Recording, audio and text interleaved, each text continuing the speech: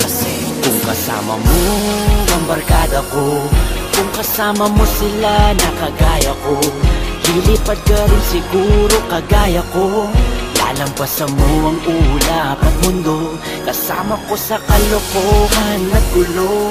Sa inuman kahit saan pa kami dumalo, mga bebot sa amin ay nagkakagulo. At pagdating sa pera aming pinapalago. Isang ka pa, di ka na makakahanap ng gantong klase ng barkada na tutulong sa iyong pagsulong. Kahit may bumubulong ng mga bubong gunggong, kami nasa bubong na habang sila nasa silong. Sa tagal na ng aming pinagsamahan, mga alaala ay di namin maiwanan. Kahit anong mangyari sila'y maaasahan, kahit na anong indulto. Kaya pasalamat ako sa aking barkada, di pa maganda ang aking mga hartada.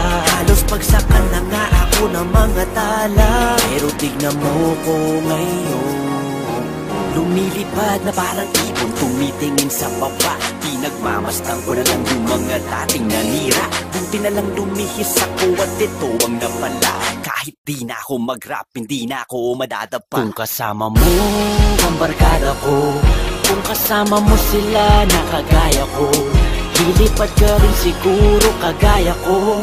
Lalampasan mo ang ulap at mundo, kasama ko sa kalokohan at gulo. Sa inuman kahit saan pa kami dumalo, mga bebot sa amin ay nagkakagulo. At pagdating sa pera aming pinapalago. At ang dami na rin nagsabi na mayabang daw kami. Ang ganda ng kotse, papalit-palit ng babae. Ano kayang pakin nila? Di ba't inggit lang iyan? Nagnegosyo pa ako, paanong di ka maaasar niya? At lahat ng to ay aking pinaghirapan. Di rin humingi ng tulong sa kamag-anakan. Bobo raw ako at wala pa akong nalalaman, pero tignan mo ko ngayon.